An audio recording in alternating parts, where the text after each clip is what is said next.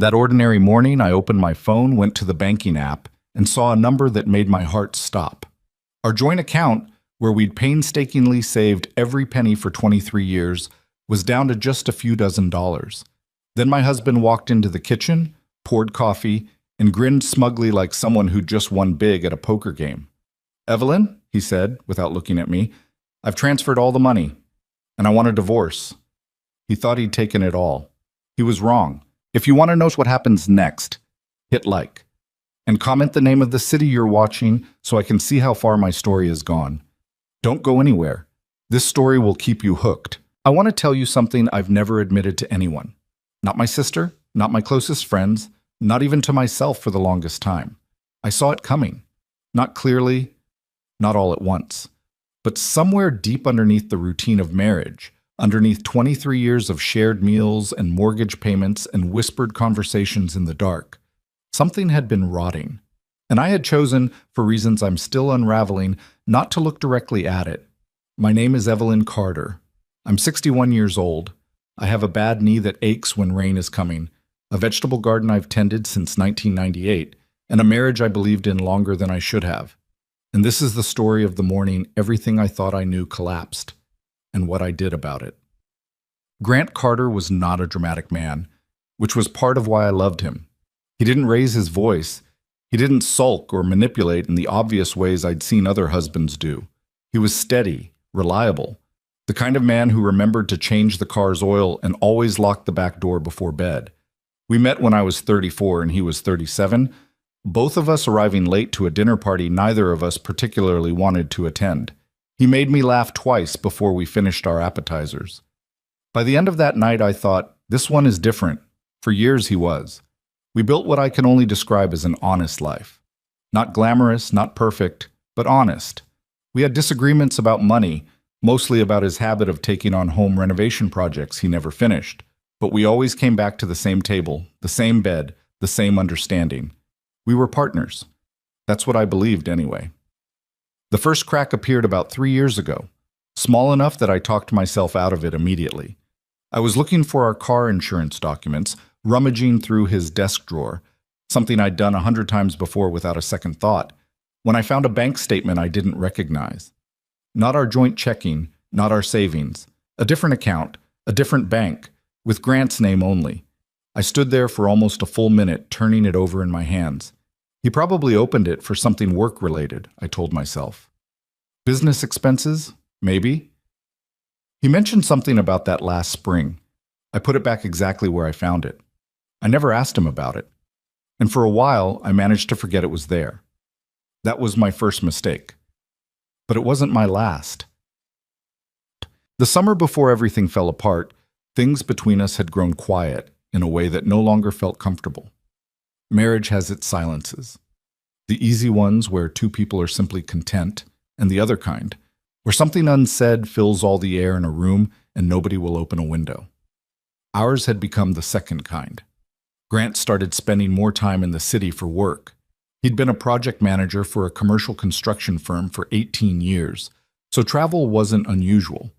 But the frequency changed, the excuses multiplied. He started being vague when I asked simple questions. When will you be back? Did you eat? How was the drive? And something about the vagueness sat wrong in my chest. I didn't want to be that woman. Suspicious, paranoid. I had friends whose marriages had collapsed under the weight of jealousy over things that turned out to be nothing. I didn't want to be the wife who searched her husband's phone while he slept, who interrogated him every time he came home late, who turned love into surveillance. So instead I said nothing. I watched. I waited. And the wrong thing kept growing.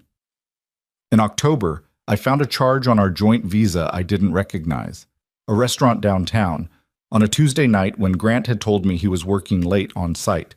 Not expensive. $112. I almost called him about it that same evening. Instead, I photographed the statement with my phone, put it in a folder I made on my laptop titled House Stuff, and went to bed. By November, I had 17 entries in that folder. I want you to understand something about where I was psychologically at that point. I was not a passive woman by nature. I'd worked as an office manager for a civil engineering firm for 15 years. I handled payroll, vendor contracts, HR disputes, and budget oversight. I was organized. I was thorough. I did not miss things. But inside a marriage, I had become someone I barely recognized.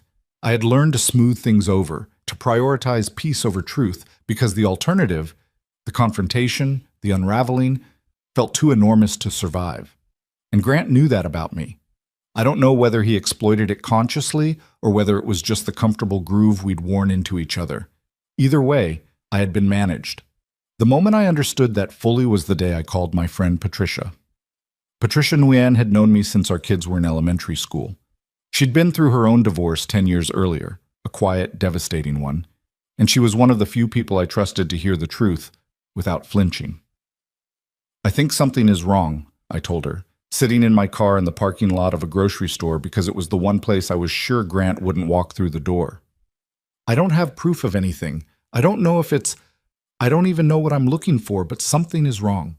She didn't tell me I was being paranoid. She didn't tell me to talk to him, to trust the marriage, to remember all the good years. She said, "Have you talked to a lawyer?" I hadn't. "Talk to a lawyer, Evelyn. Just talk. Find out where you stand before you say a single word to him." That phone call changed everything. I want you to understand what it cost me to walk into that attorney's office. The firm was 20 minutes from my house, far enough that I was unlikely to run into anyone I knew, but close enough that I didn't need a reason to leave home for a long stretch of time. The attorney's name was Diane Marsh. She was in her mid-50s, no nonsense, with reading glasses she wore pushed up on her forehead and a directness I immediately respected. I sat across from her and laid out everything I had: the separate bank account I'd stumbled upon 3 years earlier, the visa charges, the increasing absences, the way Grant had started making small, offhand remarks about simplifying our finances. Comments I hadn't thought much of in the moment, but which, strung together, formed a pattern I couldn't ignore anymore. Diane listened without interrupting. Then she asked me several questions I hadn't expected. "Do you know the full scope of your marital assets, property, investments, retirement accounts? Any trusts or business holdings?" I knew most of it. We had a financial advisor, Lena Caldwell, who had managed our portfolio for over a decade, and I had access to all the accounts in theory. But I realized, sitting in that chair, that I had left the active monitoring almost entirely to Grant in the last several years. "Get a complete picture," Diane told me. "Today. Call your financial advisor and request a full account summary. Every asset, every account, every dollar. Don't tell your husband you're doing it." She paused. "If you're right about what you suspect, Evelyn, he may already be making moves. We need to know what's there before anything disappears." I drove home from that meeting with my hands tight on the steering wheel, my heart going too fast for the speed limit. I called Lena before I even pulled into the driveway. What Lena told me made my blood go cold. Our true financial picture was not what I had casually assumed. Over the years, thanks to disciplined saving, a modest inheritance from my mother, Lena's careful management, and the sale of a rental property we'd owned for a decade, we had accumulated considerably more than I had been mentally tracking. The joint checking and savings accounts I thought of as our money were, in reality, only a small slice of the whole.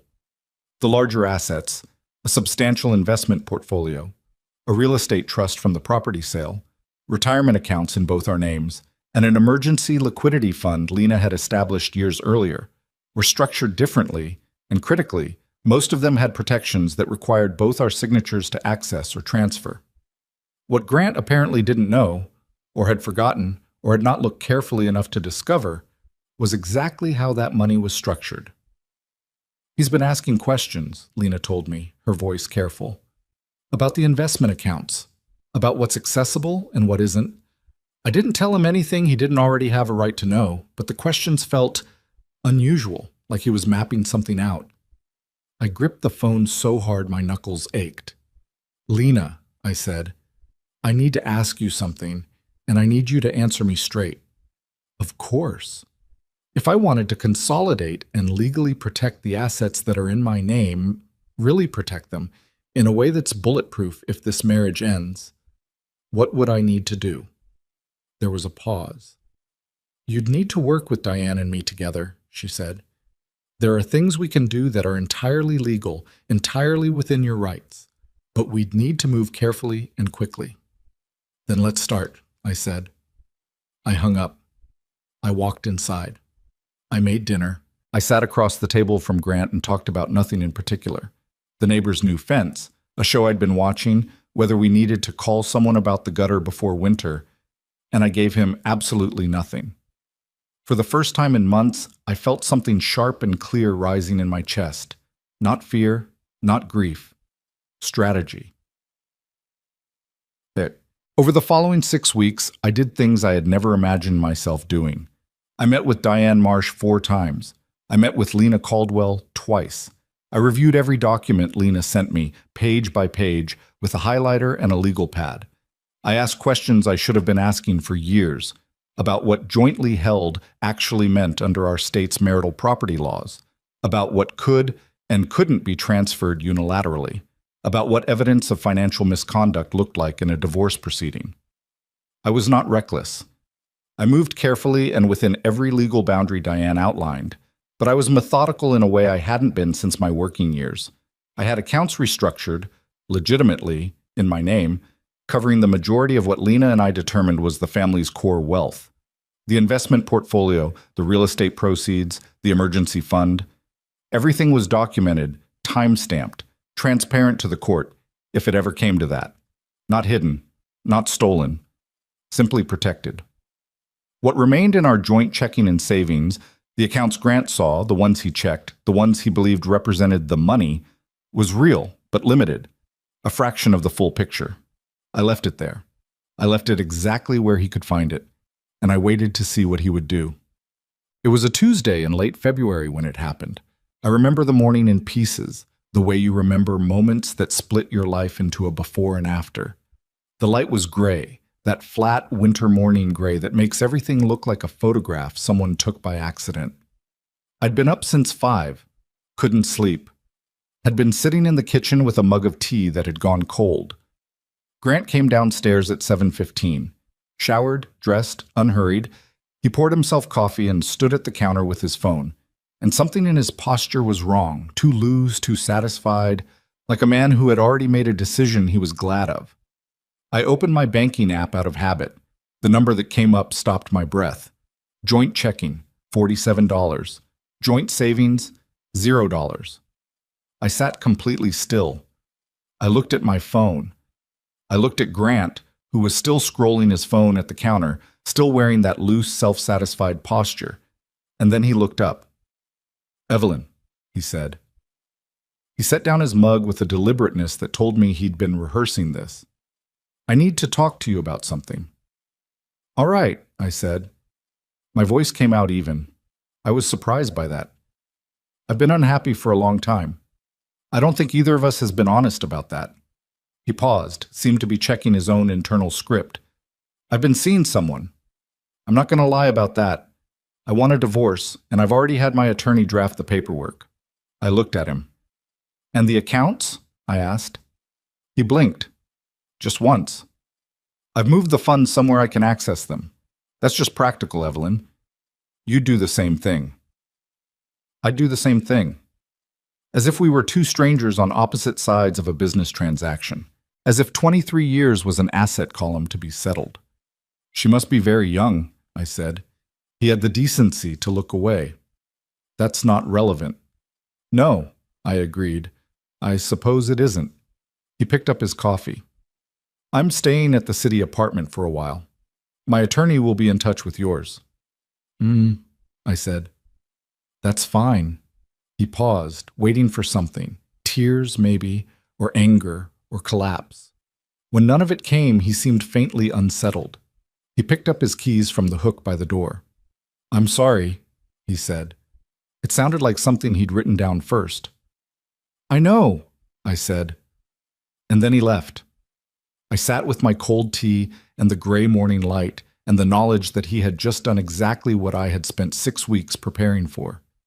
He had reached into what he believed was the safe and come away with the petty cash drawer. The calls started that afternoon. Grant must have moved fast, faster than I expected, because by 3 o'clock, My sister-in-law Roberta was on my phone with that particular tone of voice that meant she'd already chosen a side. "Evelyn, I just want to make sure you're okay. Grant called us this morning. He said, he said things were very bad financially, that you'd both been struggling, and that the divorce was mutual." Mutual. That was the word he'd chosen. "Is that what he told you?" I said. "He said you both agreed it was time. Evelyn, he seemed genuinely sad." I was quiet for a moment. I could hear Roberta wanting me to fill the silence, to cry or to confide or to confirm the narrative Grant had already delivered. "Roberta," I said, "I appreciate you calling. I'm fine. I'll be in touch." I hung up. Then I called my daughter. Maya was 32 and living 4 hours away, working as a nurse. She and Grant had always been close in a surface way. Civil, warm at holidays, careful with each other in the manner of two people who never quite spoke the same language. When I told her what had happened, all of it, as plainly as I could, she was quiet for a long time. "Did he actually take the money?" she finally asked. "He took what he thought was the money," I said. Another pause. "Mom, do you have a lawyer?" "For 6 weeks," I said. She exhaled slowly. Okay, tell me what you need." That was the moment I cried. Not when Grant announced he was leaving, not when I saw the empty balance, not when Roberta called with her loaded sympathy, but when my daughter asked what I needed, without drama, without judgment, without any agenda other than being present. That's when it broke open. "I just need someone to know it's going to be okay," I said. "It's going to be okay," Maya said. "You made sure of that." What? The weeks that followed were a particular kind of torture that I suspect only people who've been through a contested divorce can fully understand. There was the practical torture, paperwork and disclosures and financial affidavits and scheduling and counter-scheduling, all filtered through attorneys who spoke in calm, professional voices while your entire life was being translated into line items. There was the social torture, the friends who pulled away because they didn't know how to navigate the awkwardness, the ones who called with condolences wrapped in curiosity, the ones who'd heard Grant's version first and arrived with questions already half-answered. And there was the private torture, the one nobody talks about, the middle-of-the-night kind, when the house is too quiet and you lie there doing the math on 23 years, trying to identify the exact moment something began to break, wondering whether there was a version of this that could have been different. I don't have a clean answer to that. I'm not sure I ever will. What I can tell you is that I didn't fall apart, not in the way I'd feared. There were bad nights, plenty of them, and mornings where getting out of bed felt like a physical argument I had to win 1 inch at a time. But there were also mornings where I sat in my garden with coffee and felt something almost like relief.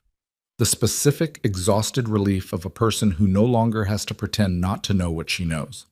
Grant's attorney contacted Diane in early March, presenting what Grant apparently believed was a straightforward case. He had the joint accounts drained. He had documentation of his contributions to the family's finances over the years. He was confident, from what Diane described, in a way that suggested he had not done thorough research. "He's walking in thinking he holds the cards," Diane told me, across her desk, with the flat, neutral tone of someone who had seen this particular mistake many times. "Let him walk." So I let him walk.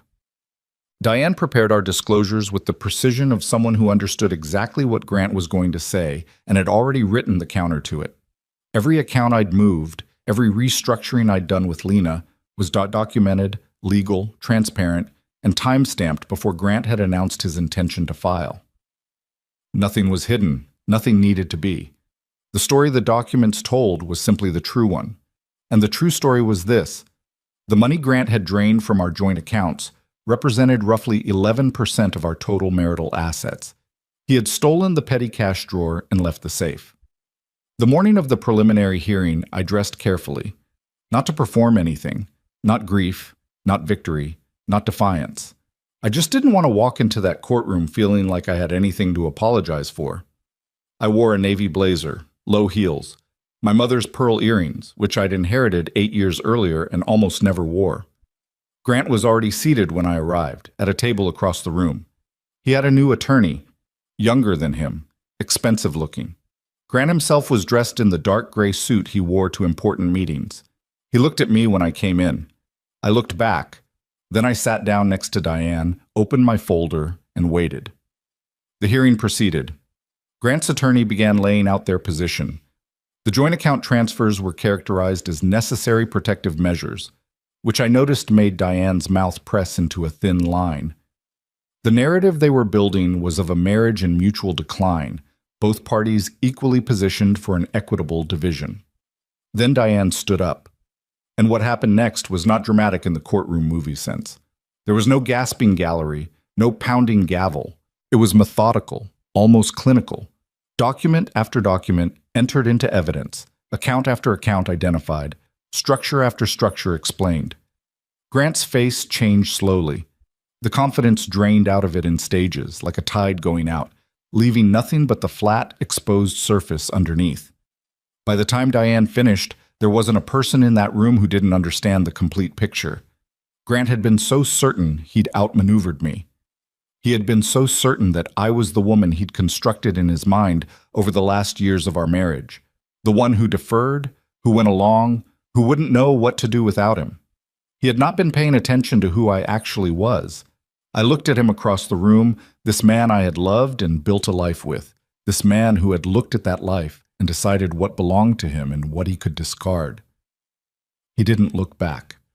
I drove home from that hearing alone in the last pale light of a March afternoon, my hands on the wheel, the radio off, the familiar road home running out ahead of me in a straight line. I thought about the morning 6 weeks before Grant announced he was leaving, when I'd sat across from Diane Marsh for the first time, barely holding myself together, not knowing what I was walking into. I thought about Lena's voice on the phone, careful and steady, asking questions that helped me understand what I actually had. I thought about Patricia in the grocery store parking lot. Talk to a lawyer, Evelyn. I thought about Maya. What do you need? I turned onto my street. The vegetable garden was still dormant, the beds covered with winter mulch. The back gutter still needed attention. None of it was resolved yet. There were months of legal proceedings still ahead, decisions to be made, a whole life to be reorganized. The relief I felt wasn't the relief of something being over. It was the relief of something finally, clearly beginning. I was 61 years old. I had a bad knee and a vegetable garden and a folder on my laptop titled House Stuff. And for the first time in longer than I could remember, I was walking into what came next on my own terms. The legal process moved slower than I expected and faster than I was ready for, both at the same time. That's the thing nobody tells you about divorce. It doesn't unfold like a story with clean chapters. It bleeds, it overlaps. You'll have a morning where you feel completely grounded, almost peaceful, like you can finally see the shape of your life clearly for the first time in years. And then an afternoon where something small, a coffee mug you didn't notice was still his, a voicemail from someone who doesn't know yet, a smell in a coat pocket. And suddenly you're sitting on the kitchen floor, not entirely sure how you got there. I had several of those afternoons in March, but I also had Diane and Lena and Patricia, who showed up on a Saturday with a container of soup and stayed 3 hours without once making me feel like a project. And I had Maya, who called every other evening and talked to me about her patients, her city, the small, ordinary texture of her life, which was exactly what I needed. Not sympathy, but the reminder that ordinary life was still out there, still available, still waiting. Grant, as far as I could tell, was not struggling with any of this. The reports came to me indirectly, the way information always travels in a small community, through a chain of people who each believe they're being discreet. Roberta told a mutual friend, who told Patricia, who told me with the particular reluctance of someone delivering bad news they wish they could soften. Grant had been seen at a restaurant with a woman named Cassandra, late 20s, dark hair. She worked at his firm in some capacity, project coordinator or something adjacent. They were not being careful about being seen. Does it help to know? Patricia asked me, watching my face. I don't know yet, I said. Ask me in a month. What it did, honestly, was clarify something I'd been fuzzy on. The timeline. If Cassandra worked at his firm, if they were comfortable enough to be seen publicly together this soon, then this hadn't started recently. This had been going on for some time. which meant the things Grant had told me in those last years of our marriage, the late nights, the weekend work trips, the general fogginess of his presence even when he was physically in the house, all of it reordered itself in my mind into a shape that made a different, uglier kind of sense.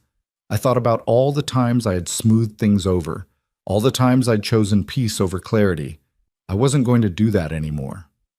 In early April, Diane called me on a Thursday afternoon with a tone of voice I'd come to recognize, measured, specific, meaning she had something concrete.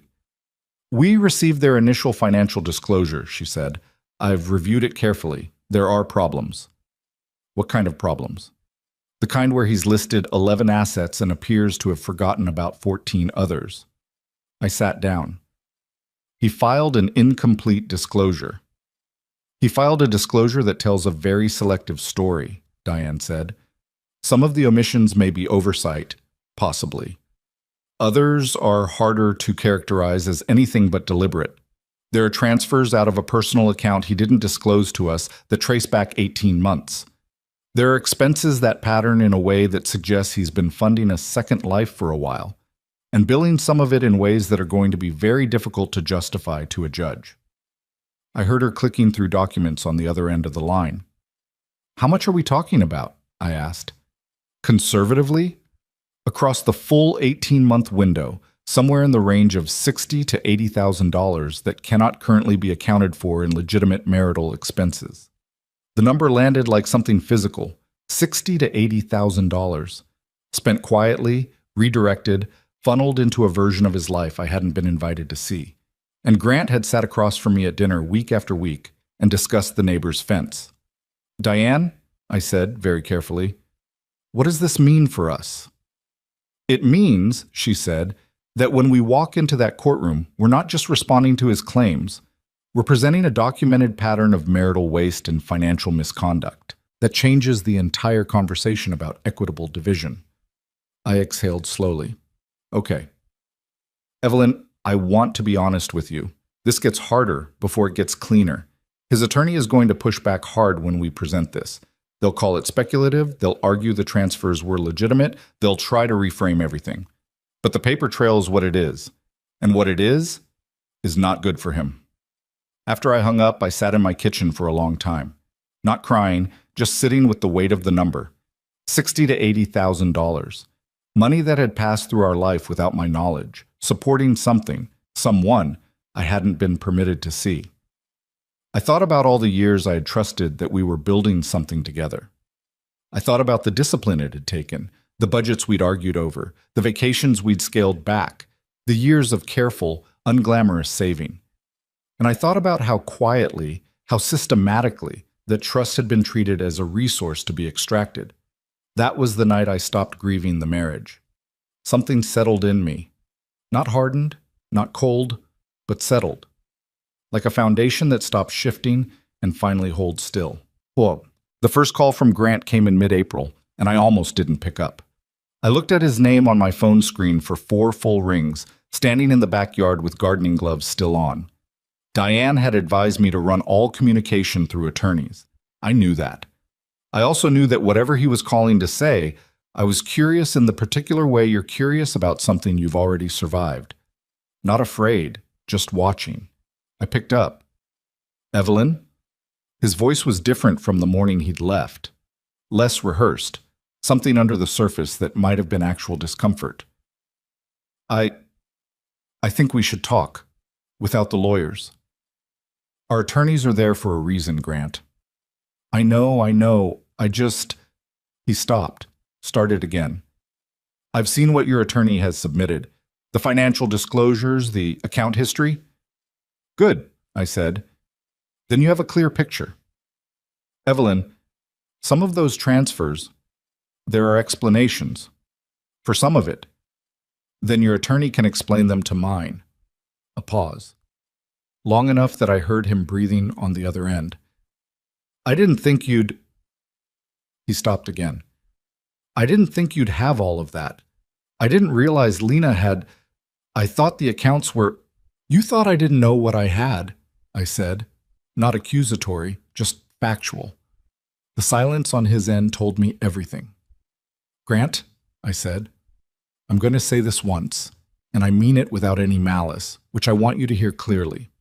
You built this strategy around a version of me that stopped being accurate years ago. Whatever happens in court, that's the thing you got wrong. He didn't say anything for a moment. When he spoke again, his voice was different, quieter, stripped of the manufactured confidence that had been its coating. I know, he said. I almost felt something for him then. Almost. The ghost of 23 years flickered for a moment, and I let myself feel it without acting on it. Go through Diane, I said. That's all. I hung up. I pulled my gardening gloves back on. I went back to the beds that needed turning. Marut. What I hadn't anticipated, what I should have anticipated but somehow managed not to, was how the story would mutate in the social world around us. By May, I had a clearer picture of the version Grant was circulating. I heard it from 3 different directions within the space of 2 weeks, each version slightly adjusted for the audience, but all carrying the same core. Evelyn had always been controlling about money. Evelyn had become distant and difficult in recent years. The marriage hadn't worked for a long time, and they'd both known it, and it was really for the best that they were finally being honest. Cassandra wasn't the cause. She was a result. It was an elegant narrative. I had to give him that. It recast him as the truth teller, the man who'd finally had the courage to end something that wasn't working, rather than the man who'd drained joint accounts and filed for divorce on the same morning. And it worked to a degree. I watched certain people recalibrate in real time, people who'd been friendly to my face becoming carefully neutral, people who'd once included us together, suddenly including only him. Our neighbor Dave, who'd spent 15 years borrowing Grant's tools and eating my chili at block parties, now crossed the street when he saw me coming. It was petty. It was also a specific kind of painful that I hadn't quite prepared myself for. Don't respond to it, Diane told me. Not publicly, not privately, not in any form. Let him talk. What he says socially has no bearing on what happens legally, and engaging it only gives it oxygen. She was right. I knew she was right. It didn't make sitting quietly through it feel any less like pressing on a bruise. Patricia, God love her, was not interested in sitting quietly. She had 30 years of social infrastructure in this town, and she used it with surgical precision. Not spreading anything, not starting rumors, just being present in the right rooms when the right questions were asked, offering the occasional factual correction with the casual delivery of someone who just happens to know things. I told her she didn't have to do that. I know I don't have to, she said, pulling apart a bread roll with her characteristic directness. I want to. There's a difference. My relationship with Roberta, Grant's sister, was more complicated. She'd always been warm to me. Not deeply so, but genuinely so. The kind of in-law you feel real affection for, even when you know the primary bond is through someone else. After Grant left, she'd called with that loaded sympathy, and I'd cut the call short, and I knew that had registered. In early May, she called again. This time her voice was different, less scripted, more uncertain. I had coffee with Grant on Saturday, she said. And I just have to be honest with you, Evelyn. Something didn't sit right. What do you mean? He talked about the money, about what he'd done with the accounts. She paused. And the way he talked about it, it wasn't like someone who'd made a hard decision. It was like someone who'd pulled something off, like he was proud of it. And I didn't say anything in the moment, but sitting with it later, I just felt... She stopped. I don't know. I felt wrong. I didn't speak for a moment. I was careful with what I said next because I wasn't going to use Roberta as a weapon against her brother, and I wasn't going to perform anything for her sympathy. Roberta, I said, I appreciate you telling me that. Really, what happens in court is going to tell its own story.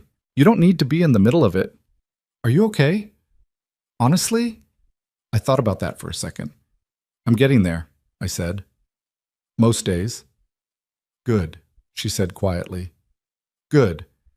I'm sorry, Evelyn, for whatever that's worth. It was worth something. Not everything, but something. The deposition happened on a Wednesday in the 3rd week of May. I'd been prepared for it. Diane had walked me through the probable questions, the likely strategies from Grant's attorney, the things to watch for and the traps to avoid. She'd coached me to answer directly, say no more than the question required, and stay calm when the questions were designed to provoke. "He's going to try to make you look reactive," she said the morning before. "Emotional, erratic. Don't give him the performance he's looking for." "I've been not giving Grant the performance he's looking for 6 months," I said. "I think I can manage one more day." Diane almost smiled. The conference room was generic, a long table, legal pads, water pitchers, the particular sterile air of a room designed to hold conflict at a professional temperature. Grant's attorney, whose name was Fielding, was younger than I'd expected, well-dressed in the way that signals money without announcing it. He had the manner of someone who was very good at his job and knew it. He began with the basic biographical questions: the history of our marriage, the timeline of our finances, my professional background, establishing the record. I answered each one plainly, exactly as Diane had prepared me. Then he shifted.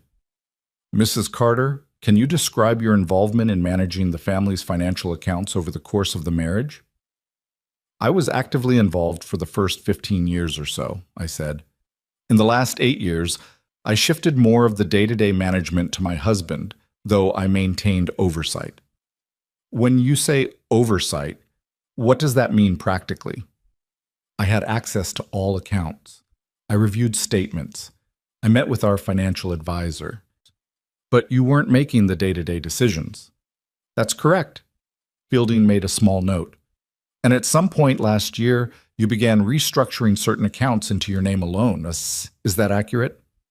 "I worked with my financial advisor and my attorney to reorganize assets that were legally within my rights to organize," I said. "Yes." "Can you tell me what prompted that?" I looked at him steadily. "I had reason to believe the marriage was in financial jeopardy." "And what gave you that reason?" "Patterns of financial behavior I'd observed, an account I discovered that I hadn't been informed of, a change in my husband's conduct around our shared finances."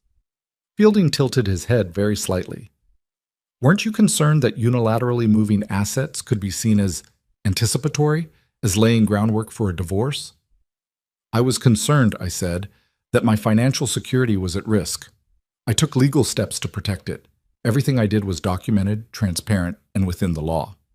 He tried several different angles after that, each one a variation on the same theme, attempting to reframe my preparation as aggression, my protection as provocation.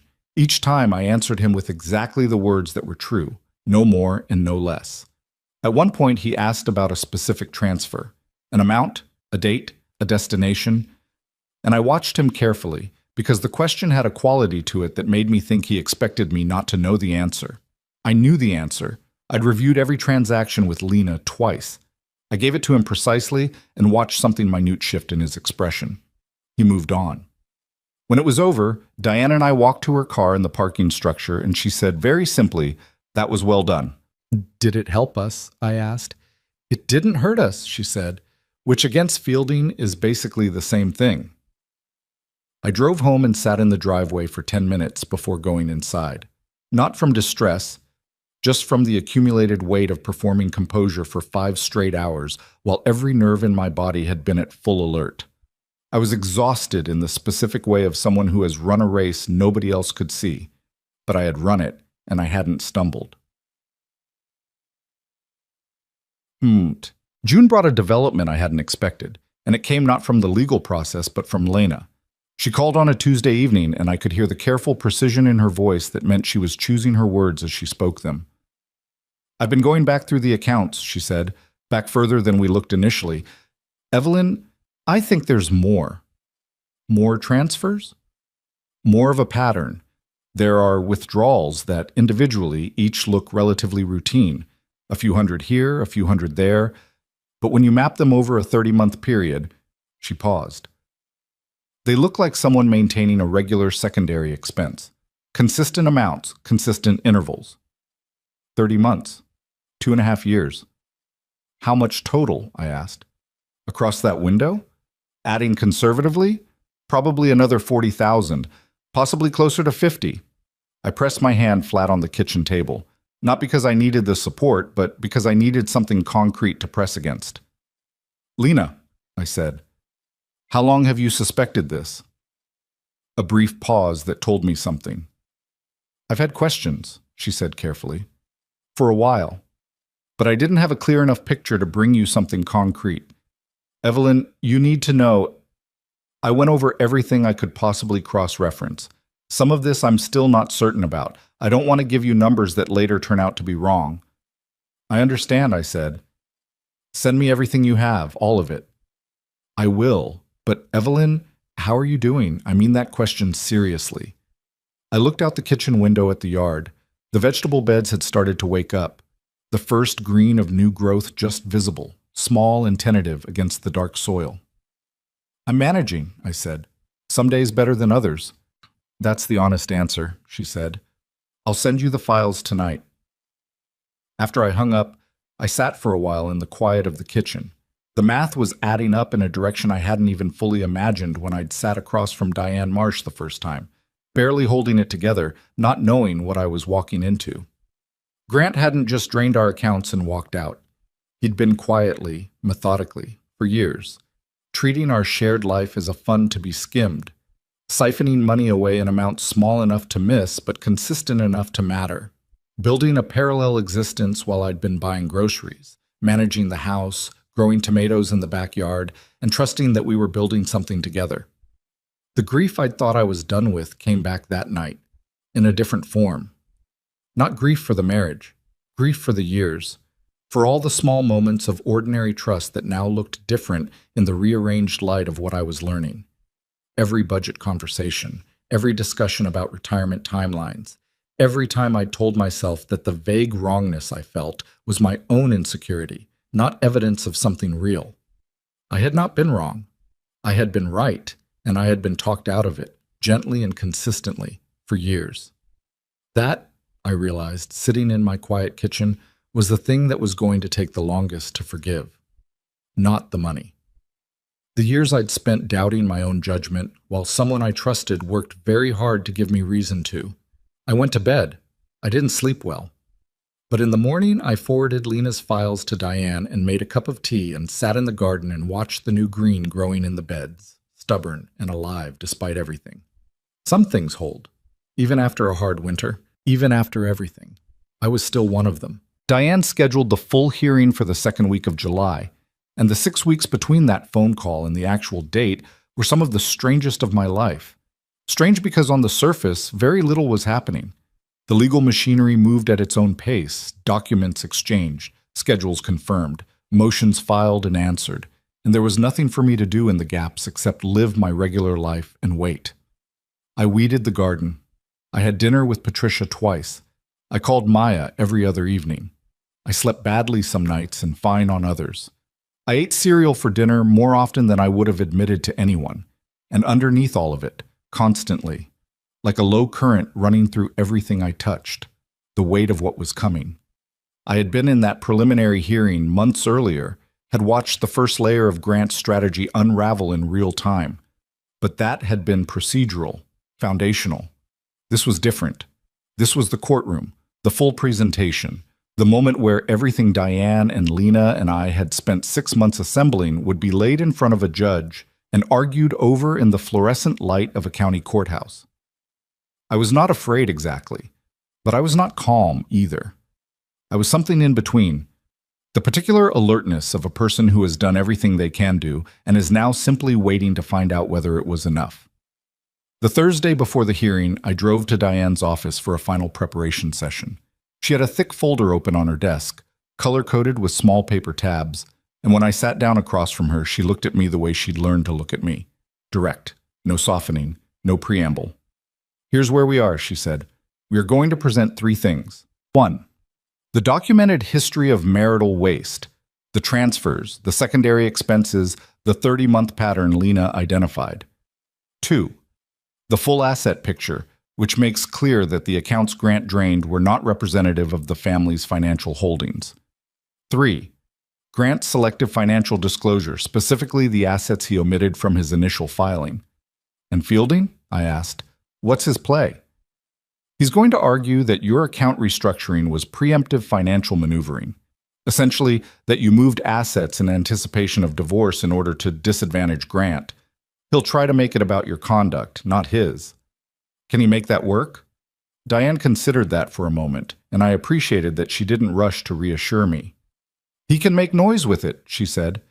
Whether it sticks depends on how clearly we can establish the timeline.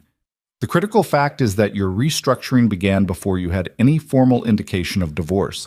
It was defensive, not offensive. The paperwork supports that, but we need the judge to follow the chronology carefully. And the marital waste, the 100,000+, that's our strongest ground. She tapped the folder. The documentation is thorough and the pattern is unambiguous.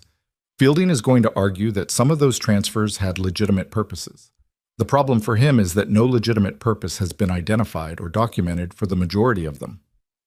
When a judge sees a regular, sustained pattern of withdrawals over 30 months that can't be accounted for with receipts or paper trail, she paused. That tells its own story. I nodded. I looked at the folder with all its careful tabs. Diane, I said, what's the realistic outcome? She was quiet for a moment, not hesitating, choosing. Realistically, the marital waste claim significantly alters the equitable division calculation. In a case without that documentation, you'd likely see a fairly standard split of the marital estate.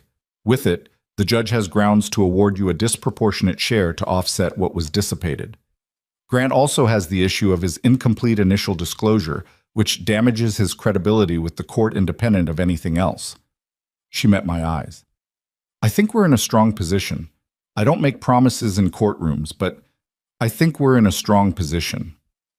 I drove home from that meeting with the windows down. July heat, late afternoon, the smell of cut grass from somewhere.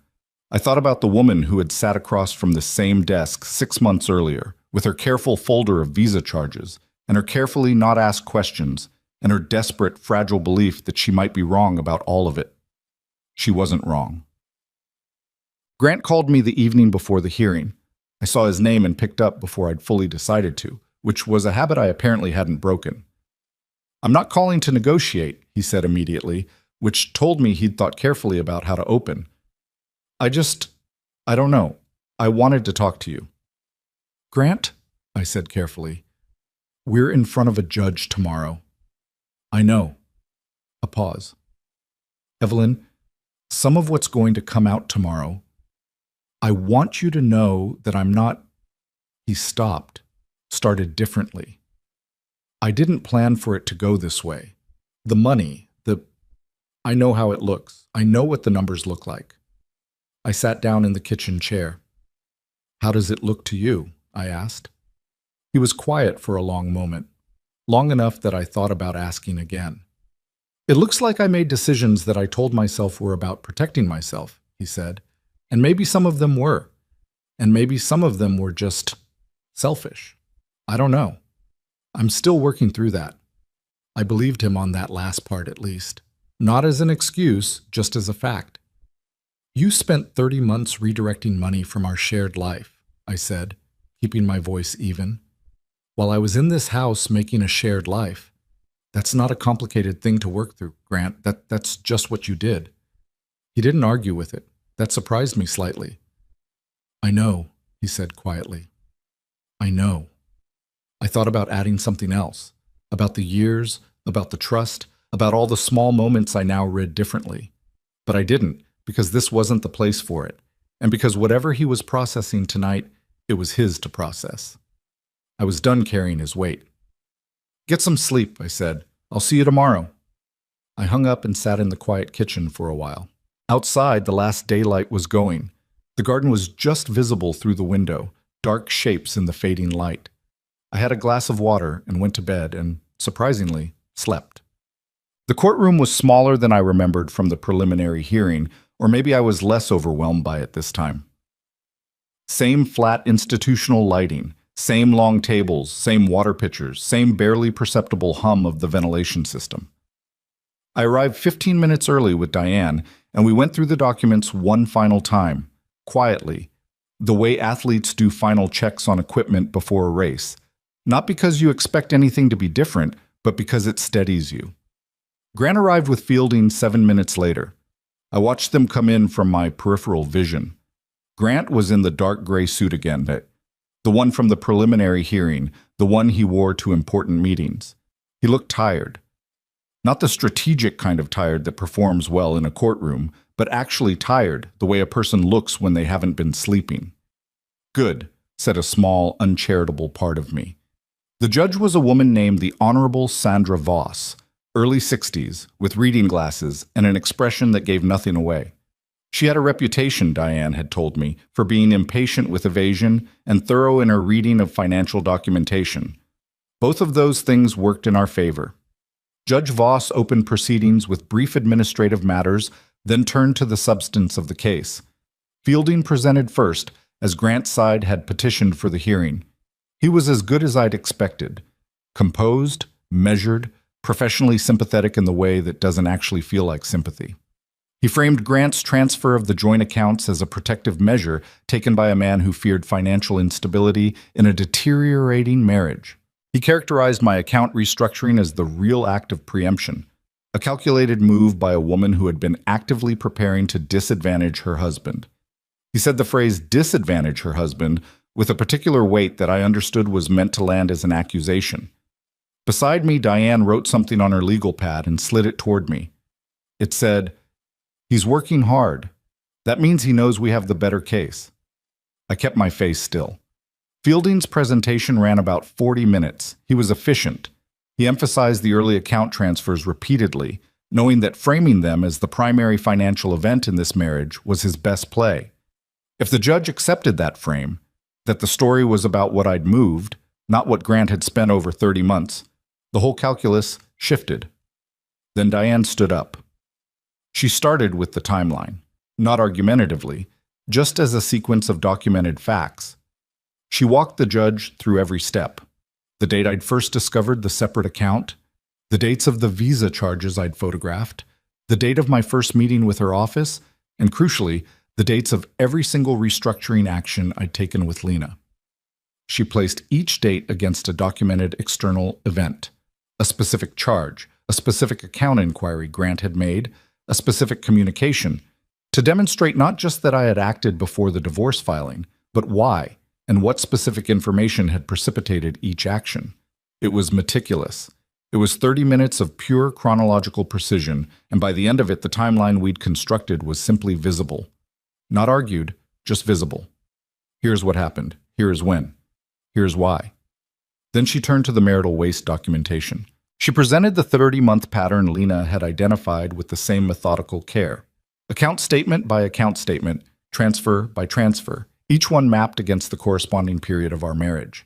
The picture that emerged was not a series of isolated decisions. It was a system, regular, consistent, sustained over 2.5 years. A parallel expense structure maintained quietly alongside our shared household while I had bought groceries and paid utility bills and believed I knew what our financial life looked like. I watched Judge Voss's face during this portion of the presentation. She had reviewed the documents before the hearing. Clearly, she was following Diane's presentation not as new information, but as confirmation, checking the exhibit numbers, cross-referencing. At one point, she asked Diane a specific question about the accounting methodology Lena had used to aggregate the withdrawals, and Diane answered it precisely, and the judge made a small notation. Fielding objected twice during this section. Both objections were overruled. Grant, at his table across the room, was very still. I had not allowed myself to look at him directly since we'd entered the courtroom. Not out of anger, or not only out of anger. More because I knew that if I looked at him too directly, I would feel something complicated, something that mixed grief and clarity in proportions I couldn't control. And I needed to be clear right now. So I kept my eyes on Diane, on the judge, on the exhibit sheets in front of me. Then Diane got to the disclosure issue. "Your Honor," she said, with the tone of someone presenting a concluding argument they believe stands on its own. The respondent's initial financial disclosure omitted 14 assets with a combined declared value of approximately $230,000. We understand that some of these omissions may be characterized as oversights. However, several of the omitted accounts are directly related to the same financial pattern we've been reviewing. Accounts which, had they been disclosed, would have made that pattern far more legible from the outset. She paused a beat. "We're not asking the court to presume bad faith from an incomplete filing alone.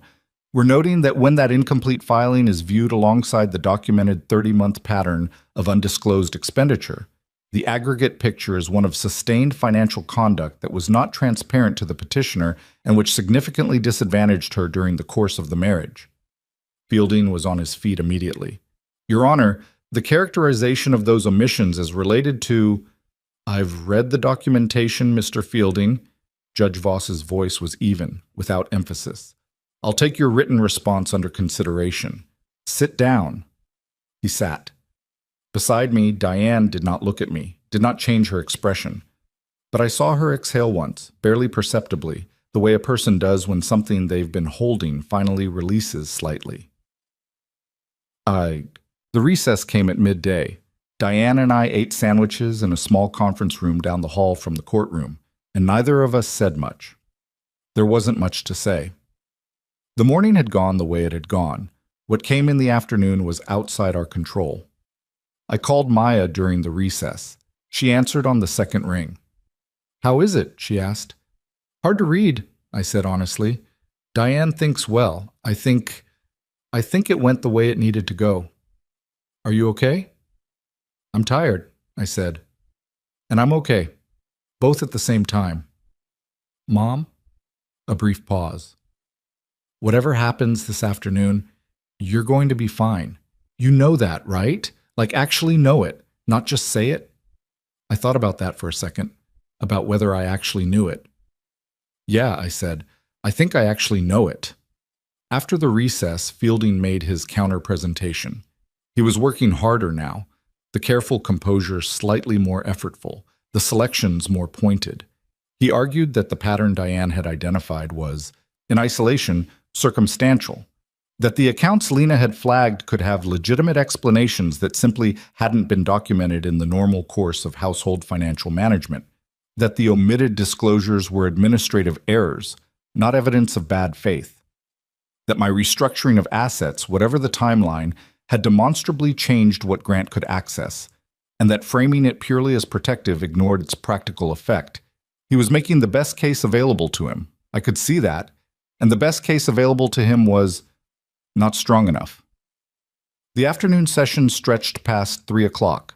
There were additional exchanges, Diane responding to Fielding's counter-arguments, Fielding responding to those responses, Judge Voss asking occasional pointed questions of both sides that made it very clear she had done her reading. At one point, she asked Grant's attorney a direct question about the 30-month withdrawal pattern. Can you provide any documentation of the purposes these withdrawals served? Fielding said they had not yet been able to reconstruct the full accounting for that period. Judge Voss wrote something down. At 4:20, she called the session to a close and told both parties she would provide her written ruling within 3 weeks. 3 weeks. I walked out of that courtroom with Diane into the late afternoon heat, and we stood on the courthouse steps for a moment without speaking. The sun was still high. The parking lot stretched out in front of us, full of ordinary cars. An ordinary July afternoon happening all around us, as if the inside of that building was not where someone's life was being sorted into a before and after. How do you feel? Diane asked. Strange, I said. Like I've been running for months and someone just told me the finish line is 3 weeks away, and I still have to keep running, but slower. That's exactly what it is, she said. Go home. Eat something that isn't cereal. I almost laughed. I drove home with the windows down again. July heat, the particular smell of summer in a town you've lived in long enough for the seasons to have a scent. I thought about the courtroom. I thought about Grant, still at the table when I'd left. His attorney leaning toward him saying something quiet. I thought about the specific quality of stillness he'd had during Diane's presentation. Not the stillness of someone waiting to counter, but the stillness of someone absorbing a thing they had refused to anticipate. He had been so sure he knew me. That was the thing I kept returning to, not with bitterness, but with something more like sorrow. He had looked at 23 years of partnership and constructed a version of me that was pliable, unaware, dependent on his management of things. And he'd built his entire exit strategy around that version of me holding still. The version of me he hadn't factored in had been sitting in a law office 6 months ago, asking questions she should have asked years earlier. The version he hadn't factored in had gone through 30 months of bank statements with a flashlight, not because she wanted to be right, but because she'd finally stopped talking herself into being wrong. I pulled into my driveway. The garden was full and alive in the late afternoon light. The tomatoes going red now, the beans climbing their wire, the whole bed dense with growth in a way that always looked slightly miraculous to me, this annual argument that things could start over. I sat in the car for a minute. 3 weeks. I'd waited longer than that before, and on harder things. I'd waited 6 months of a marriage dissolving around me before I'd allowed myself to see it clearly. I'd waited my whole adult life to understand that protecting yourself wasn't the same as being unloving, that you could care about someone deeply and still refuse to let them take you apart. I got out of the car. I went inside. I made dinner, actual dinner, not cereal, in tribute to Diane, and ate it at the kitchen table with the window open to the summer evening, and somewhere in the middle of it, quietly and without drama, I realized I wasn't afraid of the 3 weeks. Whatever the judge wrote in that ruling, and I believed it would go our way, I genuinely believed it. I had already survived the part that was mine to survive. I had already done the thing that mattered. I had stopped waiting for someone else to tell me what was true. That, I was learning, was the ruling that changed everything, and it hadn't come from any judge. It had come from me, on an ordinary morning in a parking lot, finally picking up the phone. The 3 weeks felt like 3 months, and also like 3 days, depending on which hour I was living through. I had told myself, walking away from that courthouse, that I wasn't afraid of the wait, and I meant it when I said it. But meaning something and living it are two different things, and there were nights in that July heat when I lay awake running the hearing back through my mind, frame by frame, looking for the moments I might have misread. Diane's exhale on the courthouse steps, Fielding's expression when Judge Voss told him to sit down, the notation the judge had made after asking about the 30-month withdrawals. I read those moments as hopeful, but I'd also spent years reading Grant's silences as benign, and I'd been wrong about that. So my own capacity for accurate interpretation felt less reliable than I would have liked. Patricia called on a Saturday morning in the second week of waiting, and her opening line was, "Stop running the hearing in your head. You've done it enough." "How did you know I was doing that?" "Because I know you," she said, "and because you do it with everything. Come have lunch." I went. We ate on her back porch and talked about her garden, her daughter's new apartment, a book she'd been reading that she thought I'd like. She mentioned Grant exactly once when I brought him up, and then let the subject drop when I was done with it. That was Patricia's particular gift. She never needed to make the conversation about what she thought you should be feeling. She just kept you company in whatever you were actually feeling, which is rarer than it sounds. The ruling arrived on a Thursday afternoon, the 19th day of the 3-week window. Diane called me at 2:47 p.m., and I knew from the first syllable that it was good news, not because her voice was excited, but because it had the quality of someone setting something heavy down with care. "I have the ruling," she said. "Can you come in?" "Tell me now, I said. I was standing in the kitchen, one hand on the counter. A brief pause. The judge ruled in our favor on the marital waste claim. She found the 30-month pattern constituted documented dissipation of marital assets and ordered those funds factored into the equitable division calculation. The incomplete disclosure was formally noted and weighed against Grant's credibility in her assessment. Another pause. "Evelyn, the division she's ordered, it's significantly weighted in your direction, including the assets Grant expected to claim partial rights to based on his initial filing." I stood there. "How significant?" I asked. Diane told me the number. My hand tightened on the counter. "Come in," she said. "I want to walk you through all of it properly, but I wanted you to know before you came." "Yes," I said. "Okay, I'll be there in 20 minutes. I hung up. I stood in my kitchen for a moment, completely still, the afternoon light coming through the window the way it always did at this hour, falling across the table in that particular slant that meant it was mid-afternoon in summer. I had won. Not perfectly. Not without cost. Not in the way that erases everything that preceded it. But I had won, in the way that actually matters. The legal kind, the documented kind, the kind that no one could take back. I sat down very suddenly, not because my legs gave out, but because it felt like the right thing to do. Just sit.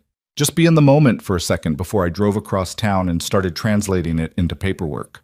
I thought about the morning Grant left, the gray light, his rehearsed voice, the $47 in the joint checking, the satisfaction in his posture, the posture of a man who believed he had outmaneuvered something.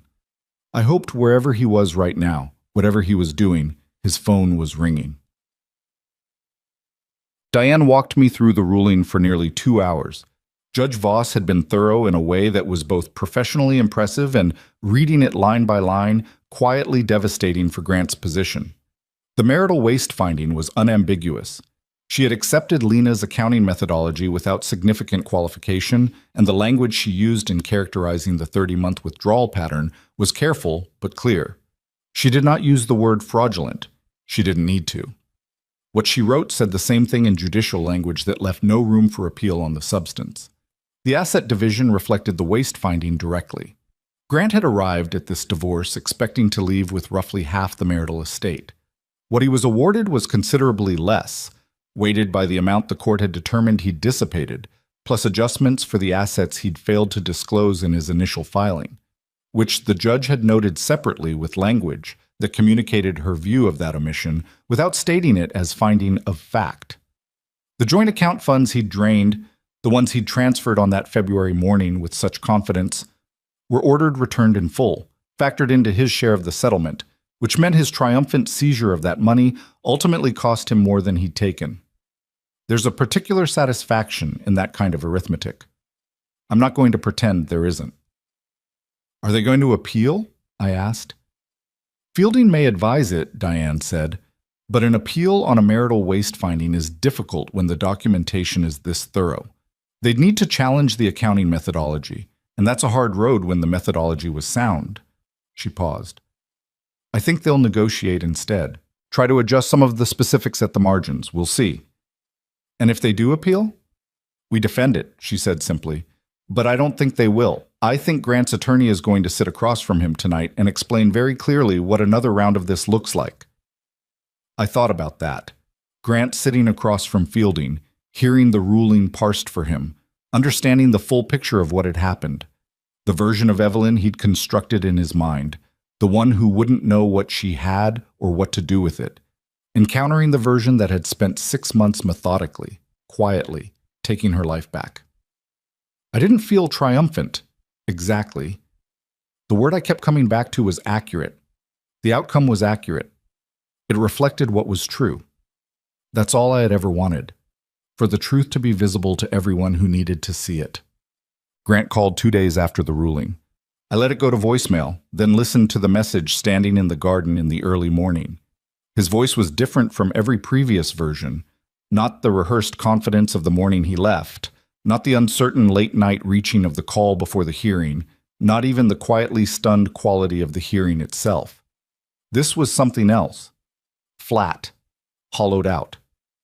Evelyn, I got the ruling. I don't have a lot to say that's going to be useful. Fielding is going to reach out to Diane about the timeline for the property transfers. A long pause. I just wanted to tell you that I know what I did, not in the legal sense. I know what I actually did. And I'm sorry. I know it doesn't do anything. I just needed you to know that I know. I stood in the garden with my phone and listened to the silence after his voice stopped. I didn't call him back. I wasn't being cold, or maybe I was being a little cold, and that was okay. I gave myself that. But mostly I didn't call back because there was nothing useful to say. He knew what he'd done. I knew what he'd done. The court knew what he'd done. His apology was real, I thought. It had the particular sound of something a person says when they've run out of other options and are left with just the truth of themselves. But real didn't mean it required a response from me. I owed him nothing, including absolution. What I did do was call Maya. I played her the voicemail, and she listened without interrupting, and when it ended, she was quiet for a moment. How do you feel about it? She asked.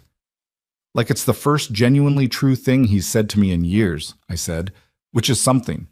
But it's not enough to undo what it cost me to hear. Yeah, she said. Yeah, that makes sense. I'm not angry at him, I said, trying to work it out as I said it. I don't think I was ever just angry. I was hurt, and I was scared, and I was furious underneath everything that he treated 23 years as something he could just redact, like I was a line item he could remove from a budget. I paused. But I don't want to stay in that. I don't want to carry his weight into whatever I'm doing next. Then don't, Maya said. It's not that simple. I know it's not, she said. But it starts with deciding. You've already decided 100 harder things. She wasn't wrong. Yes, the practical aftermath of the ruling was not simple or fast. There were property transfers to coordinate, retirement accounts to divide, according to the court's formula, paperwork that moved at the speed of legal bureaucracy. Which is to say, slowly, with many follow-up calls required and several instances where something that should have been straightforward took 3 weeks and 2 additional letters from Diane's office. There were tax implications to sort through with a CPA Lena recommended, and an insurance restructuring I hadn't anticipated, and a half dozen other things that arrived in the mail in envelopes I'd learned to open immediately rather than setting aside for a day when I felt more ready. There was no day when I felt more ready, so I just opened the envelopes. The house was the thing I hadn't fully decided yet. Grant and I had owned it together for 18 years. It was a solid, undramatic colonial on a quiet street with a yard I'd spent 15 of those years making into a garden. I had walked every inch of that property so many times I could navigate it in the dark. The kitchen window where the afternoon light came in at that particular angle. The back porch where I'd drunk coffee through enough seasons to lose count. The vegetable beds where something kept growing regardless of what else was happening. The court had awarded me rights to it, as the primary occupant and as part of the asset division. I could stay. Or I could sell and use the proceeds toward something else. Toward the coastal place I'd been dreaming about for years, the one Grant and I had talked about vaguely as a retirement fantasy without ever doing anything concrete about. Patricia thought I should stay. This is your home, Evelyn. Don't let him take that from you, too. Maya thought I should go. You've been building toward this your whole life, Mom. Don't stay because leaving feels like losing. Lena, when I asked her to run the numbers, laid out both scenarios without editorializing, which was why I trusted her. I sat with it for most of August. I walked the garden. I sat on the back porch. I looked at the kitchen window. And then I called a real estate agent. Not to list the house immediately. I wasn't ready for that yet, but to start understanding what it was worth and what it could become if I let it go. To start treating it as a choice rather than a default. That felt like something. What I hadn't expected, what blindsided me in the way that only things you weren't watching for can, was the conversation with my son. Marcus was 35, Grant's son from a relationship before our marriage, whom I had helped raise from the time he was 12.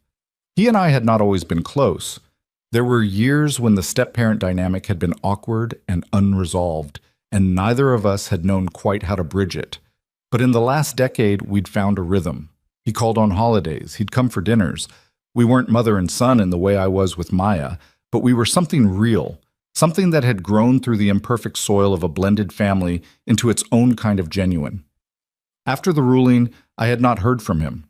I hadn't expected to immediately. I knew he'd been in contact with Grant, and I knew that position was complicated. I gave it time. In early August, he called.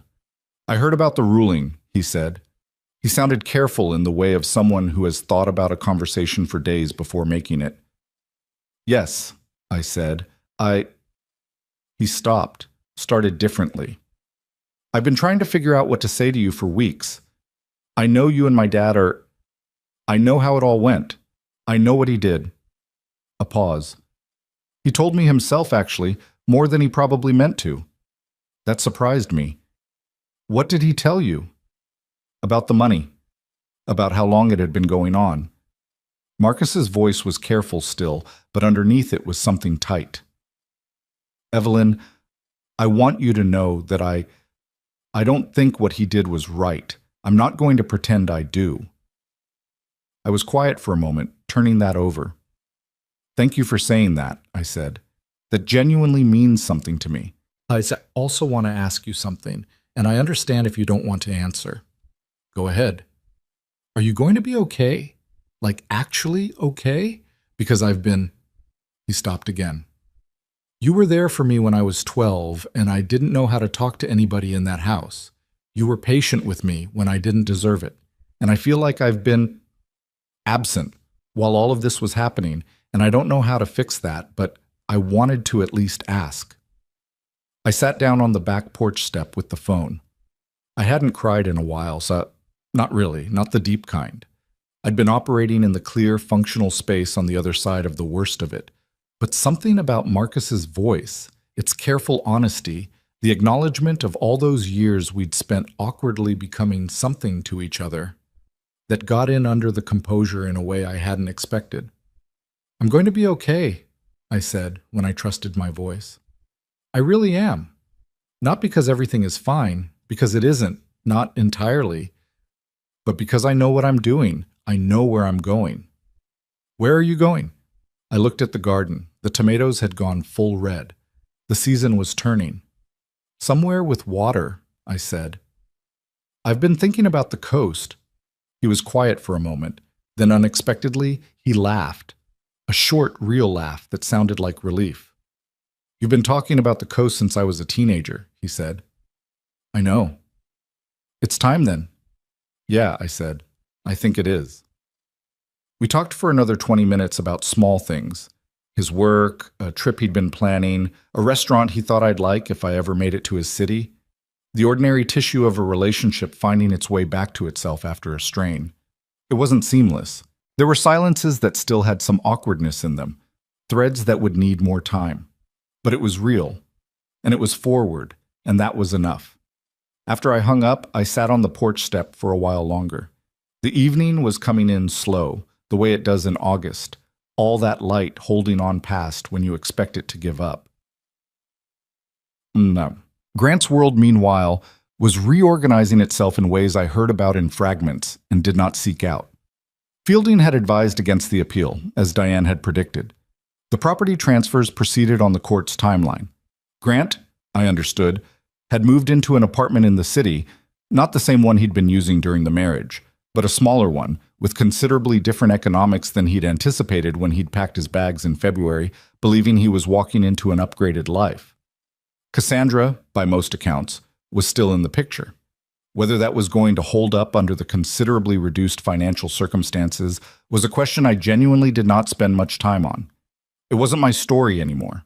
What I did hear, from Roberta, who called me in late August with a mixture of guilt and candor that I had come to genuinely appreciate, was that Grant had lost a significant professional account at work, a client relationship he'd managed for years, a contracting company that had decided to go in a different direction. The details were vague, but the timing was not. It came in the months after the hearing, when Grant's personal situation was public enough in their professional circles that it had apparently affected confidence in him. I don't know how much of it is related, Roberta said. I'm not saying it's cause and effect, I thought you should know it's not going smoothly for him, in case that matters to you. I don't want him to suffer, Roberta, I said, and I meant it. I just needed things to be accurate. She was quiet for a moment. I know, she said. I think he does too now. Whatever that's worth. It was worth something. Small and complicated, and not nearly enough to undo anything, but something. I thought about the man I had married 23 years earlier at a dinner party where he'd made me laugh twice before the appetizers. I thought about how long things had been good before they'd started to be something else. I thought about all the ways a person can love someone genuinely and still, slowly, become capable of things they would not have believed of themselves early on. I didn't want his suffering, but I needed the truth. And the truth had come, at cost to both of us, in the form of a judge's ruling and a paper trail, and 6 months of work I had done in the quiet hours when he'd thought I was simply waiting. August ended.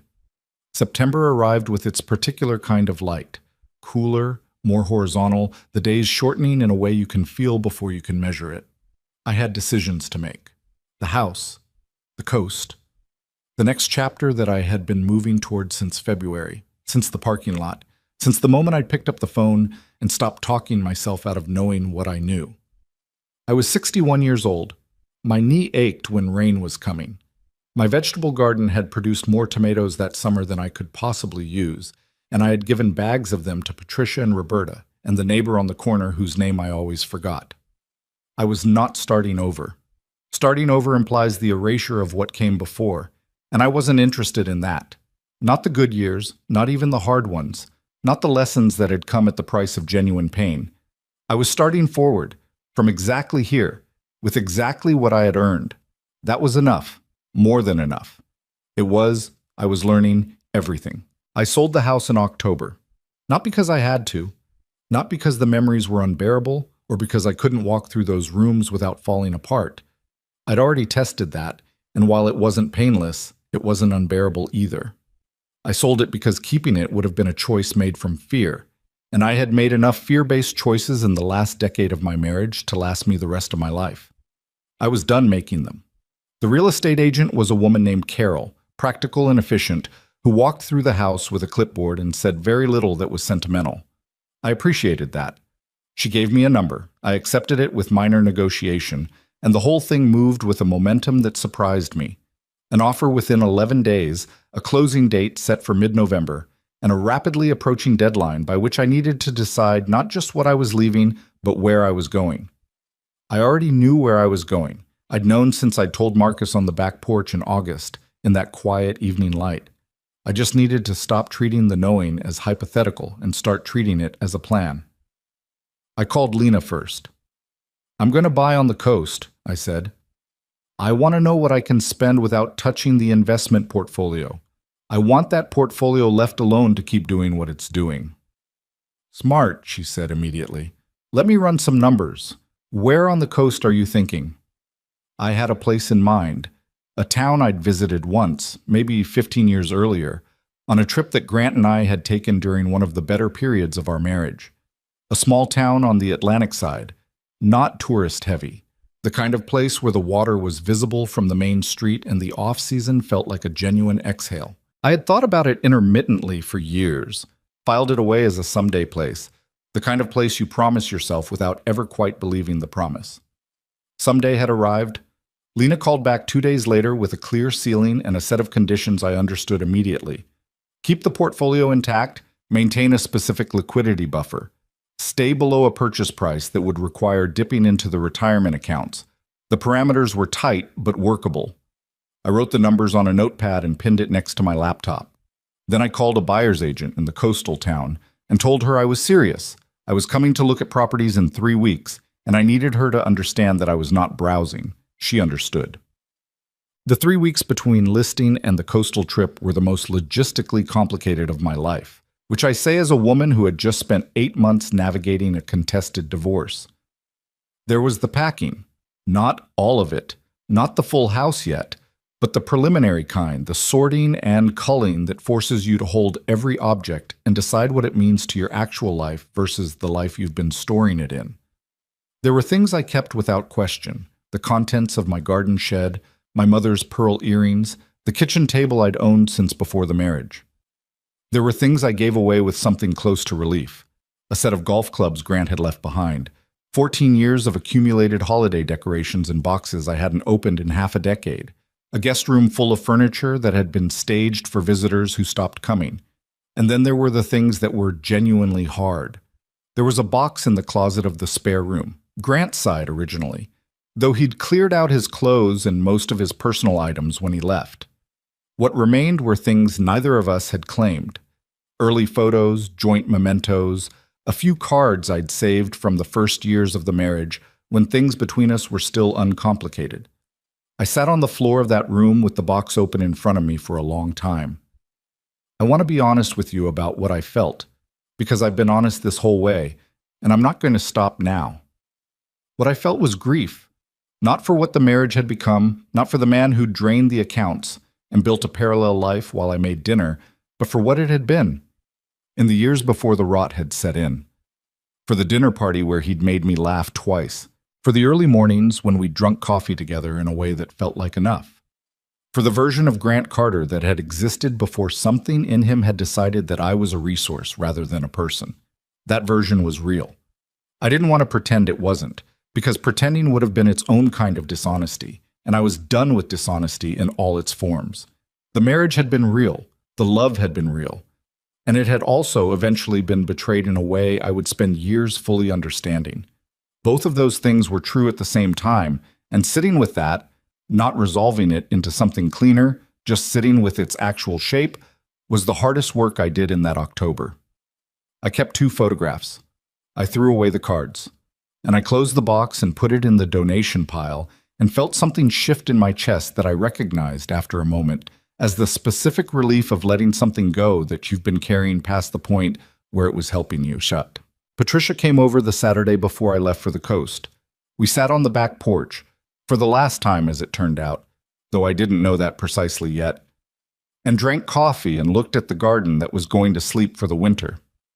"I'm going to miss this yard," she said. "You'll come visit wherever I land," I said. "I'm going to need someone who tells me the truth." "That's always been a one-way arrangement," she said dryly. "You never needed anyone to tell you the truth. You needed someone to make you stop pretending you didn't already know it." I looked at her. "You're right," I said. "That's exactly what it was."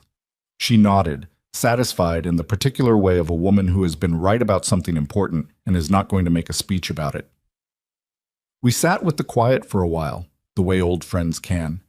The garden beds were mulched over for winter, the tomatoes long finished, the beans pulled up weeks ago. Just the bare structure of what had been growing all season, resting now, holding its shape through what was coming. "Grant called me," Patricia said after a while. I looked at her sharply. "When?" "2 weeks ago. He wanted to know—" She paused, working out how to say it. "He wanted to know if I thought you were really okay, or if you were just performing okay." "What did you tell him?" "I told him that was no longer his question to ask." She looked at me over her coffee mug. And then I hung up. I felt something loosen in my chest, gratitude, mostly, but also the particular warmth of knowing that the people who love you have your back in the specific ways you need it. "Thank you," I said.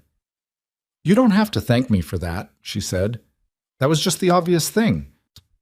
We stayed on the porch until the light went and the air got too cold, and then we went inside and she helped me wrap the kitchen dishes for the move, and we talked about nothing important, which is to say we talked about everything that actually matters. The coastal town was exactly what I remembered, and also completely different, because I was completely different from the woman who had visited 15 years earlier. I drove down on a Tuesday, arrived by early afternoon, and checked into a small inn 3 blocks from the water. The buyer's agent, whose name was Miriam, met me at 4 o'clock and was as no-nonsense as I'd hoped. 5 properties lined up over 2 days, information packets already prepared, no time wasted on anything that didn't fit my parameters. The first 3 properties were not right, too large, or facing the wrong direction, or with a layout that felt like someone else's idea of a life rather than mine. I knew within 10 minutes of each one, and I didn't drag it out. The 4th property stopped me in the doorway. It was smaller than I'd imagined, a cottage, really, though that word undersells it. Single story, 3 bedrooms, a kitchen that faced east, a back deck that stepped directly down toward the water with an unobstructed view of the inlet. The yard was modest and a little rough, clearly hadn't been loved for a few years. But the bones were there, the orientation was perfect, and standing in the kitchen at 4:30 in the afternoon, with the October light coming in off the water, I felt something I hadn't felt in a long time. I felt like I was in the right place. "What's wrong with it?" I asked Miriam, because something was always wrong, and I'd learned to ask directly. Foundation inspection came back with a minor crack, non-structural, but it needs sealing. Previous owners had a water heater issue last winter. It's been replaced, but the insurance history shows the claim. And the yard, as you can see, "I can fix a yard," I said. "I know," she said, watching my face. "You want to see the 5th property?" "No," I said. "I want to make an offer on this one." She smiled. Not the salesperson smile, but the real one. "I was hoping you'd say that." The negotiation took 4 days and was mildly contentious in the way that real estate negotiations always are. The sellers wanted more than the inspection justified. I offered less than they wanted. We landed somewhere that felt accurate for what the property actually was. Not what they hoped it would be. Not what they wished it were worth. what it actually was. I had become very interested over the past year in things being what they actually were. I signed the papers in Miriam's office on a Friday morning in late October, and then I drove to the inlet and sat in my car and looked at the water for 20 minutes. Just the water. The particular gray-green of the Atlantic in late fall, the way the light moved on it, the smell of salt that came through the vents, even with the windows up. I had dreamed about this for 15 years. It did not look exactly like the dream. It was smaller and messier, and the foundation needed sealing, and there was a lot of yard work in my immediate future. But it was real, which the dream never was, and real. I had learned this the hard way, across 23 years and 8 months of the hardest season of my life. Real is always worth more than the version you imagined. I called Maya. I bought it, I said. A pause. A half-second of held breath. And then, Mom, oh my God, tell me everything. So I told her everything, sitting in my car at the inlet with the water in front of me and November coming in off the ocean like something being slowly, inevitably delivered. The move happened in stages, the way big changes always do when you're doing them honestly rather than just dramatically. The house closed in mid-November. I spent 2 weeks between Patricia's guest room and the inn at the coast, moving boxes in my own car while the larger furniture waited for the moving company I'd booked for the first Saturday of December.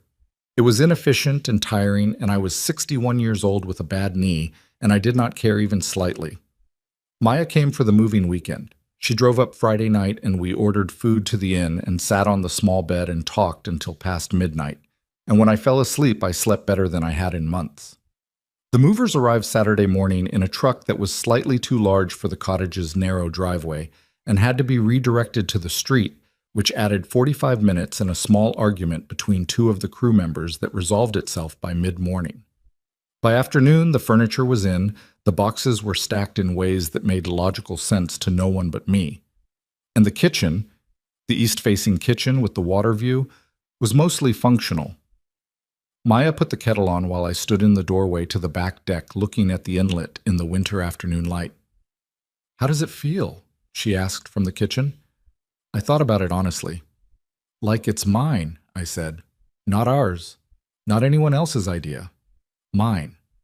She brought me a mug and stood beside me in the doorway. "That's the right answer," she said.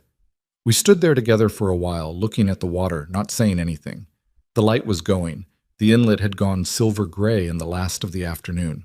Somewhere across the water, a boat was moving slowly in the direction of the channel, its lights just visible in the early dusk. I thought about the morning Grant left. The kitchen, the gray light, the $47. I thought about all the moments between then and now that had been hard in ways I hadn't always known how to survive.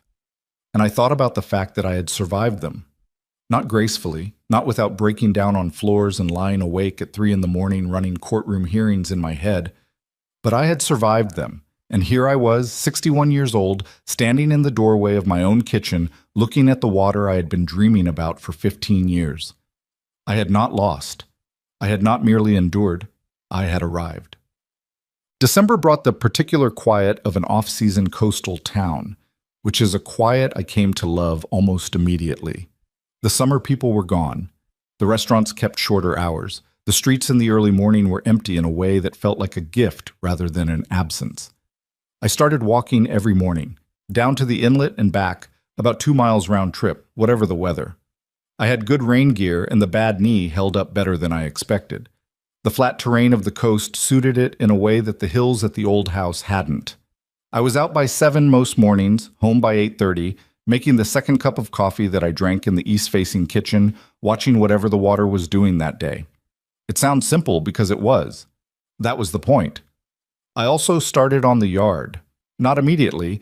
December was not the month for ambitious yard work, but I spent 2 weekends assessing it carefully, taking notes on what was there and what had been neglected and what the soil composition looked like once I dug into it a little. It was going to take a full season to bring it to anything I was proud of. That was fine. I had a full season. I had several of them. And I made one other decision that December, the one I hadn't quite anticipated, but which felt, once I was in the quiet of the new house with time to think clearly for the first time in almost a year, like the most obvious thing in the world. I called a local women's financial literacy organization I'd found in the town, a small nonprofit that offered workshops and one-on-one sessions for women navigating financial decisions, particularly those going through major life transitions. I had found them through a community board at the coffee shop on Main Street, their flyer slightly askew on the corkboard next to a real estate listing and an ad for a Spanish class. I called and asked about volunteering. The woman who answered, the director as it turned out, a no-nonsense woman named Helen, who reminded me slightly of Diane, said they were always looking for people with financial management backgrounds. "What's your background?" she asked. 15 years of office management, payroll, contracts, budgeting, I said, and one very thorough divorce. A pause, and then she laughed, a real laugh, the kind that recognizes something. "When can you come in?" she said. I started the following week. One afternoon, then two, doing intake sessions with women who came in carrying the particular kind of confusion and fear that I recognized from the inside. Women who didn't know what they had because someone else had always managed it. Women who had trusted completely and were now trying to find their footing in a financial landscape that felt foreign and hostile. Women who'd been told, implicitly or explicitly, that this wasn't their domain. I sat across from them and I told them the truth. You can learn this. It is not as complicated as you've been led to believe, and knowing it is the difference between being left with nothing and being left with your life intact. I didn't tell them my story. Not in those sessions. That wasn't what they were there for. But I think some of them sensed it anyway, the way you sense when someone is speaking from experience rather than just knowledge. There's a texture to it. Helen, after my third week, stopped me on the way out. "You're good at this," she said. "I needed someone to do this for me once," I said, or something like it. I figured out most of it on my own, which took longer than it should have. "That's usually how people end up here," she said, "on either side of the table." In late January, I got a letter from Marcus. Not an email, an actual letter, handwritten, which surprised me enough that I stood at the mailbox reading it before I went inside. He wrote that he'd been thinking a lot about the last year, about his father and about me, and about what it meant to watch someone you respected choose a course of action that hurt someone else he cared about. He wrote that he didn't know how to fully reconcile the father he'd known growing up with the man who'd done what Grant had done, and that he suspected he'd be working on that for a long time. Then he wrote something that I've read several times since. I think the thing that got me most was that you didn't let it make you bitter, or at least, you didn't let the bitterness be the whole story. You just kept moving. I don't know if you realize how rare that is, but I've been watching people my whole life and I'm telling you it's rare. Dad thought he knew who you were. He was wrong. I hope I know who you are a little better than he did. Anyway, I'm glad you found your coast. I stood in my east-facing kitchen and read that letter twice and then set it on the table and looked at the water for a while. I thought about bitterness, about whether I had it or didn't, about where the line was between righteous anger and the corrosive kind that eventually eats you more than the person who caused it. I didn't think I'd avoided bitterness entirely. There had been nights, particularly in those early months, when what I felt was not clean or instructive or morally legible. It was just hot and tangled and unfair feeling, the way injustice actually feels when it's happening to you, rather than being observed from a safe distance. But I hadn't let it set. That was the more accurate thing. I'd felt it, and I'd moved through it, and I hadn't let it harden into the thing that would follow me into every room I walked into for the rest of my life. Partly that was intentional. Partly it was practical. I didn't have the energy to carry it, not with everything else there was to do. And partly it was something I'd arrived at slowly, in the quiet of the new house and the morning walks and the sessions at Helen's organization. The understanding that what Grant had done was about him, his choices, his failures, his willingness to look at our shared life and see a resource rather than a relationship. That was not a reflection of my worth. That was a reflection of his limits. And I refused, I absolutely refused, to define myself by someone else's limits. Spring came to the coast in April, slowly and then all at once, the way it always does. The water changed color. The mornings went from raw to merely cool. The yard began to show what it had been holding under the mulch all winter. I was out in it every weekend by March, and by April it was beginning to look like something intentional. I'd put in a raised bed along the south fence, smaller than the old garden, but oriented better, more sun, better drainage. The first seedlings were in by mid-April. Maya came for a weekend in late April, and we spent Saturday afternoon in the yard, her following my instructions with cheerful imprecision and me correcting her with the patience I'd never quite managed when she was a teenager. "You should have been a gardener," she said, pressing a seedling into the bed with slightly too much force. "Gently," I said, "and I'm 61. There's time." "Is that what retirement looks like for you? The garden and the volunteer work?" I thought about it. "For now. Ask me again in a year." She sat back on her heels and looked at me with the directness she'd always had, even as a child. "You look different," she said, "from before, like not younger exactly, just—" She searched for it. "Like you're actually here." I understood what she meant. "I wasn't," I said. "For a long time I was managing everything around me and not actually in any of it. Too busy keeping things smooth to actually be present in them." "Is that what happens in a bad marriage?" "It's what happened in mine," I said carefully. "I'm not qualified to speak for anyone else's." She nodded, turning back to the seedlings. "I think about that sometimes. How you ended up there. Because you're not a person who lets things happen to them." "I was, though," I said. "For years. Very quietly. You can be strong and capable at work, strong and capable with everyone else, and still manage to be absent from your own life in the parts that matter most. It's not a stupidity thing. It's a slow erosion thing. You lose a little ground every time you decide the piece isn't worth disturbing, and then one day you look up and you've given over so much ground you can barely see where you started." Maya was quiet for a moment, pressing another seedling in with more care this time. "How do you get it back?" "You make one decision that's actually yours," I said, "and then another one, and you keep going." She looked up at me. "Like calling Diane," she said. "Like calling Diane," I said. "Dit, I want to talk to you directly now. You, whoever you are, wherever you are, watching this story play out from your own life and your own circumstances. Because this isn't just Evelyn Carter's story. It's not just one woman's divorce and one man's betrayal and a courtroom and a coastal cottage. It's a story about something much more fundamental than that.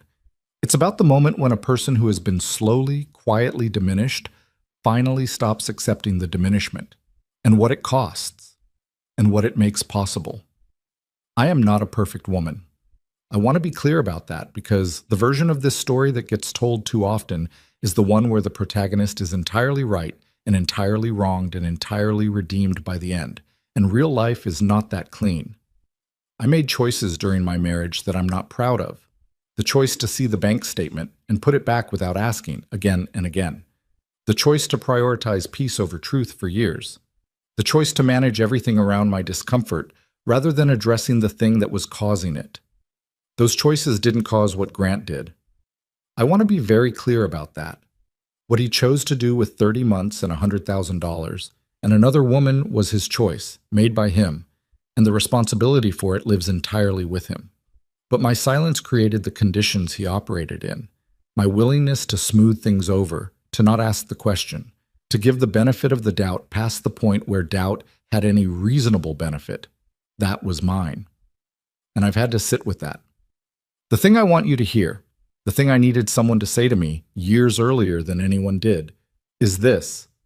Knowing that something is wrong is not the same as being weak for not acting on it immediately. Understanding that takes time. But once you really know, you have to act. Not for revenge, not to win, but because your dignity, your security, your actual life require you to. You have the right to protect what you built. You have the right to know what you have. You have the right to understand your own financial life, your own legal position, your own options, regardless of how long you've let someone else handle those things, regardless of how long you told yourself it was easier not to know. Knowledge is not aggression. Preparation is not betrayal. Protecting yourself is not the same as hurting someone else.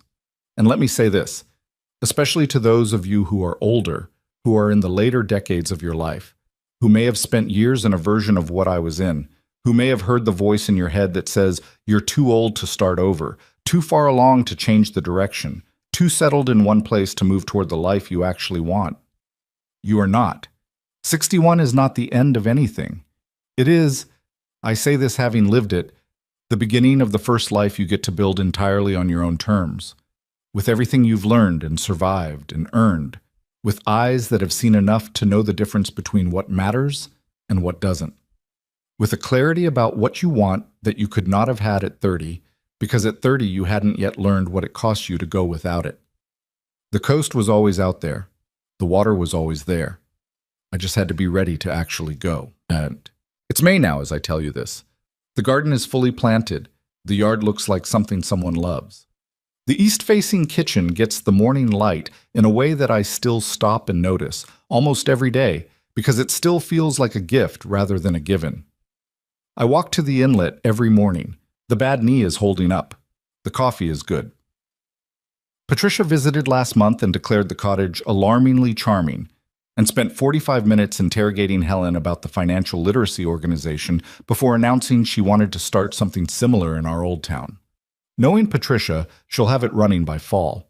Marcus called last week just to talk. We talked for an hour about his work, about a documentary he'd been watching, about a trip he was thinking of taking. At the end of the call, he said, "I'm really glad you ended up somewhere good." I said, "Me too." And then we said goodbye the way people do when the goodbye doesn't feel like the end of anything. Roberta sent a card in March. A brief one, just to say she was thinking of me and that she hoped the new place was everything I'd wanted. I wrote back a longer letter than I expected to. She replied, "We are, carefully and imperfectly, finding a way to stay connected that doesn't require either of us to be something we're not.